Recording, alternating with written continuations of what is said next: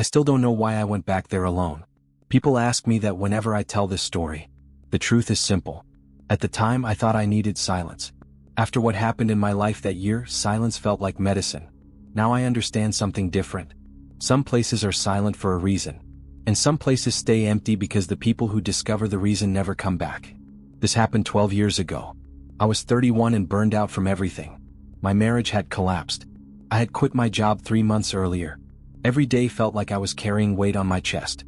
A friend told me about an old hunting cabin his uncle owned deep in the wilderness. No electricity. No internet. No cell service. Just miles of forest in every direction. At the time it sounded perfect. The cabin sat near the edge of a massive stretch of national forest. The nearest town was over 40 miles away. The final section of the drive wasn't even a road. It was a narrow dirt track cutting through thick pine woods. The trees grew so close together that their branches formed a tunnel overhead. I remember the strange feeling that started as soon as I left the highway. The deeper I drove, the quieter everything became. No houses. No farms. No passing vehicles. Nothing. Just endless trees. It was late afternoon when I finally reached the cabin. The structure stood alone in a small clearing surrounded by dense forest. It looked older than I expected. Weathered wood. Rusting metal roof. Small porch. One chimney. The nearest visible landmark was a dried creek bed about 200 yards away. The place felt forgotten. Not abandoned. Just forgotten. Like something left behind decades ago. I unloaded my supplies and spent the evening getting settled. Inside, the cabin was simple. One bedroom. A small kitchen. Wood stove. Old furniture. Dusty shelves filled with hunting magazines from years earlier. The silence inside felt different from normal silence. Heavy. Almost physical. When darkness arrived, it swallowed everything. I had lived in cities most of my life. I wasn't prepared for true wilderness darkness. There were no distant lights. No traffic. No signs of civilization. When I stepped onto the porch after sunset, I couldn't see beyond the edge of the clearing. The forest looked like a solid black wall. That first night I heard something strange. Footsteps. Not close. Far away. Slow. Crunch. Crunch. Crunch. Moving through dead leaves. I listened from the porch for several minutes. Eventually the sounds faded. I assumed it was a deer. Or maybe a bear. Nothing unusual. At least that's what I told myself. The next morning I woke feeling better than I had in months. Fresh air. Quiet. No distractions. I spent most of the day exploring. The woods around the cabin were beautiful. Tall pines. Rocky ridges. Small streams. Wildlife everywhere. Around noon I discovered something odd. A trail. Not marked on any map I'd been given. It wasn't a proper hiking path. More like a narrow route that had been used repeatedly by someone on foot. The trail disappeared deeper into the forest. I followed it for perhaps half a mile before deciding to turn back. Something about it bothered me. The trail seemed maintained. Branches had been cut away. Brush cleared. Someone was definitely using it. That wouldn't have been strange near civilization. But out there? Miles from anywhere? It felt unusual. Back at the cabin, I mentioned it over the satellite phone my friend's uncle kept for emergencies. The old man laughed. Probably hunters. That far back. Hunters go everywhere. That seemed reasonable. So I forgot about it. At least for a while. The second night changed things. I woke sometime after midnight. At first I didn't know why.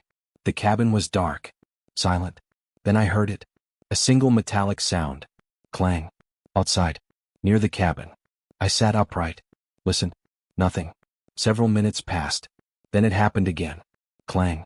Like metal striking metal. I grabbed a flashlight and stepped onto the porch. The clearing was empty. No movement. No animals. No people. The sound never came again. The next morning I found nothing unusual. No tracks.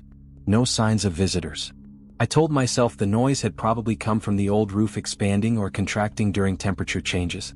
That explanation lasted until day 3. I was collecting firewood behind the cabin when I discovered the first object. A child's sneaker. Half buried beneath leaves.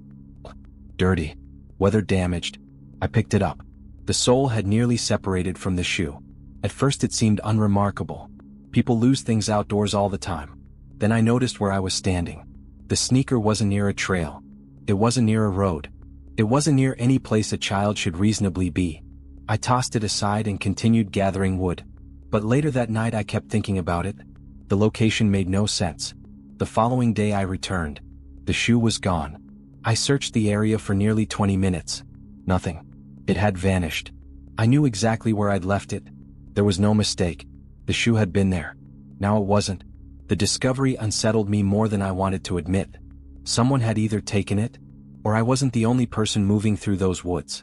That evening I started noticing things I hadn't before. Small details. Broken branches. Fresh footprints near muddy sections of trail. Places where leaves looked recently disturbed.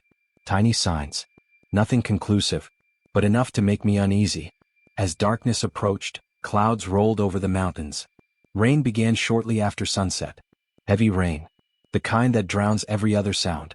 Around 10 o'clock I sat beside the wood stove reading. That's when I heard knocking. 3 slow knocks. On the cabin wall. Not the door. The wall. Knock. Knock. Knock. I froze. The sound came again. Same rhythm. Same location. My pulse immediately accelerated. Someone was outside. They had to be. I grabbed the flashlight and moved toward the window. Rain hammered the glass. Visibility was terrible. I couldn't see much beyond the porch. The knocking stopped. I waited. Nothing. 5 minutes passed. 10. Finally I convinced myself to check. The rain soaked me instantly as I stepped outside. The clearing appeared empty. No vehicles. No lights. No people. Don't forget to subscribe and like if you like this story. But when I reached the side of the cabin, I noticed something strange. Fresh mud on the wall.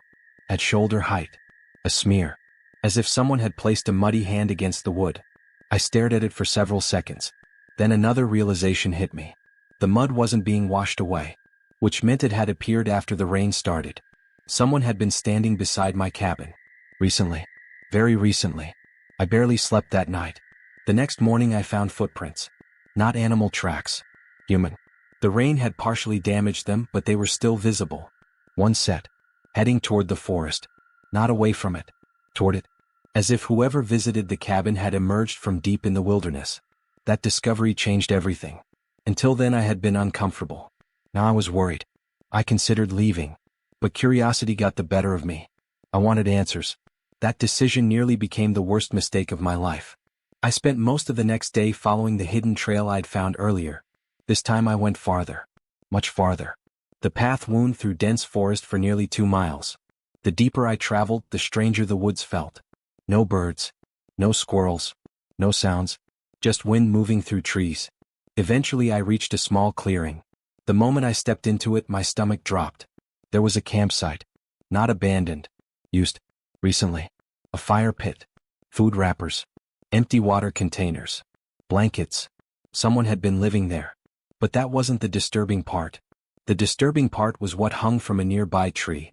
Photographs. Dozens of them. Attached with clothespins. Weathered by rain. Faded by sunlight. I approached slowly. My heart pounding harder with every step. The photos showed people. Men. Women. Children. Most appeared to be ordinary snapshots. Family pictures. Vacation photos. School portraits. But every photograph had something in common. Someone had drawn circles around specific individuals using black marker. And beneath several photos were handwritten dates. Dates spanning nearly 15 years. I remember standing there, staring at those photographs, trying to understand what I was looking at. Then I noticed the newest picture. Unlike the others, it wasn't faded.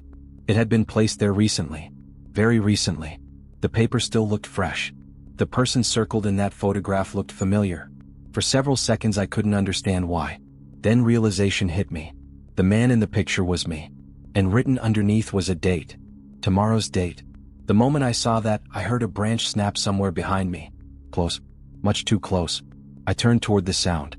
And for the first time since arriving at the cabin, I realized I wasn't alone in those woods. Not even remotely alone. And whatever had been watching me was finally close enough to hear breathing. I didn't move. For several seconds I simply stood there staring into the trees. The forest ahead looked empty. Nothing moved. Nothing spoke. Nothing revealed itself. But I knew what I'd heard. A branch doesn't snap by itself. Not like that. Not that close. The sound had come from somewhere just beyond the tree line at the edge of the clearing. Maybe 30 feet away. Maybe less. The realization made my skin crawl. Whoever had been watching me was close enough to see the expression on my face when I found that photograph. close enough to know exactly what I had just discovered. I slowly turned my flashlight toward the woods.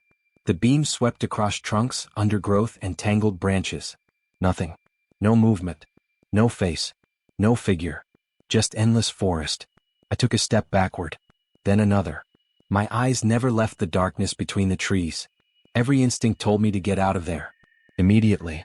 I didn't care about answers anymore. I didn't care who the photographs belonged to. I didn't care why my picture was hanging among them. I only wanted distance. The problem was that whoever had created that camp knew these woods far better than I did. The trail back suddenly felt much longer than it had before. I started walking. Not running. Just moving steadily. Trying not to panic. Trying not to convince myself that someone was following 20 yards behind me. The forest remained silent. Too silent. No birds. No insects. Nothing. Every few minutes I glanced over my shoulder. Each time I expected to see someone standing between the trees. Each time I saw nothing. But the feeling never left. That feeling people talk about when they know they're being watched. I finally understood it. It's not an emotion. It's physical. You feel it in your stomach. In your chest. In the back of your neck. Like some ancient survival instinct screaming that danger is nearby. The walk back to the cabin took almost an hour. By the time I reached the clearing, the sun was already dropping behind the ridges. Long shadows stretched across the ground. For the first time since arriving, the cabin no longer felt peaceful. It felt exposed. Like a target. I locked the door behind me. Then I checked every window. Every corner. Every room. Twice. I remember laughing at myself afterward. A nervous laugh. The kind people make when they're trying to convince themselves everything is fine. But nothing felt fine anymore. I kept thinking about the photograph. The date. Tomorrow. Not next week. Not next month. Tomorrow. I tried to come up with rational explanations. Maybe it was a prank. Maybe someone had secretly taken my picture after I arrived. Maybe local hunters were messing with me. Maybe there was some explanation that didn't involve a complete stranger tracking my movements through the wilderness. The more I thought about it, the less convincing those explanations became. Just before sunset I made another discovery. One that terrified me far more than the photograph. I was checking the outside of the cabin when I noticed fresh marks in the dirt near the porch. Boot prints. Several of them. The problem wasn't that they existed. The problem was that they hadn't been there that morning. I knew because I'd walked through that exact area earlier. The impressions were clear. Sure. Recent. Whoever made them had been near the cabin while I was away. Maybe while I was standing at that camp. Maybe while I was staring at those photographs. The thought made my stomach tighten. I followed the tracks around the side of the cabin. They ended beneath one of the windows. My bedroom window. I stood there looking at the ground. Looking at the glass. Trying to process what I was seeing. Someone had walked directly to the window. Stopped. And remained there long enough to leave deep impressions in the soil. As if they had been standing still. Watching. Listening. Waiting. That night arrived faster than any night I can remember. Heavy clouds rolled across the sky. The forest disappeared into darkness. Wind pushed against the cabin walls. Branches scraped the roof. I kept every light source burning. Lanterns. Flashlights. Even candles. I didn't care. The cabin felt impossibly small. The woods outside felt impossibly large. Around 11 o'clock I heard footsteps. Not distant footsteps. Not the sounds I'd heard on my first night. These were close. Very close.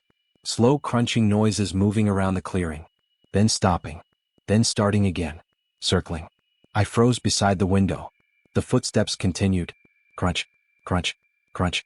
The person wasn't trying to hide. That was the worst part. They wanted me to hear them. For nearly 20 minutes the sounds moved around the cabin. Sometimes near the front porch. Sometimes near the rear wall. Sometimes directly beneath the windows. Each time I rushed to look outside. Each time I saw nothing. Only darkness. Only trees. Eventually the footsteps stopped. The silence that followed felt even worse. Minutes passed. Then an hour. Nothing happened. Gradually my nerves began settling. I started believing whoever had been outside was finally gone. Then I heard a noise from the roof. A single heavy thud. Not an animal. Not a branch. Something heavier. Much heavier. I slowly looked upward. Another thud. Directly above me. Then came the sound that still wakes me up some nights. A slow dragging noise. Moving across the roof. As if someone was crawling from one side of the cabin to the other. And then, it stopped directly above my bedroom. A few seconds later I heard something sliding down the metal roof toward the edge. Something small. Something flat. It landed on the porch outside with a soft slap. I waited almost 10 minutes before opening the door. The porch was empty except for a single folded piece of paper. And written across the outside in thick black marker were 3 words. I found you. I unfolded it. Inside was a photograph. A photograph taken only hours earlier. A photograph of me standing in front of the tree covered with pictures.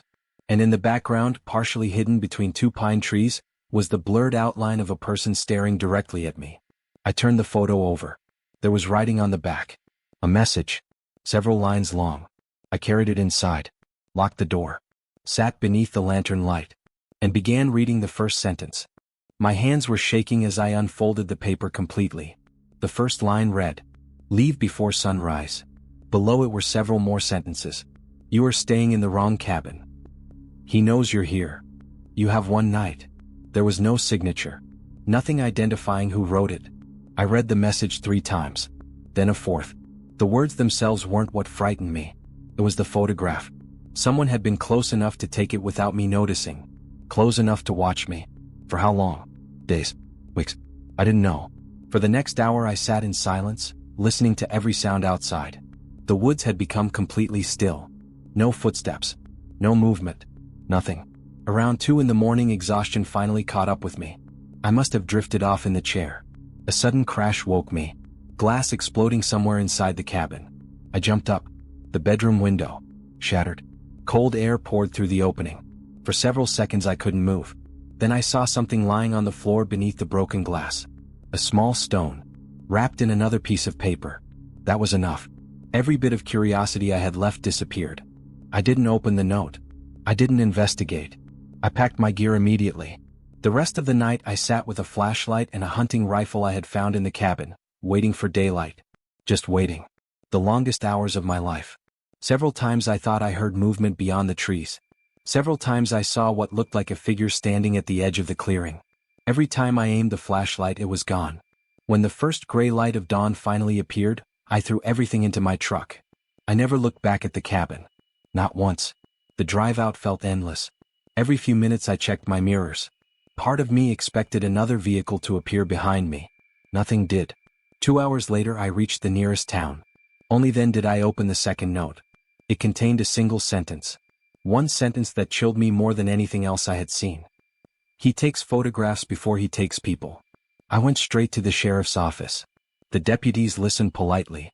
They agreed to investigate. A week later one of them called me.